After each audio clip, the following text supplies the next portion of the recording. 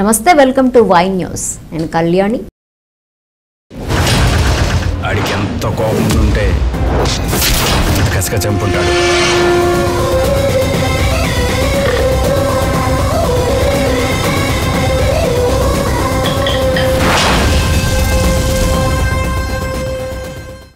రోలుగుంట సూరి చిత్రం super hit కావాలని ఆకాంక్షించారు మాజీ ఆర్థిక మంత్రి తెలుగుదేశం పార్టీ పోలిట్ బ్యూరో సభ్యుడు యనమల రామకృష్ణుడు.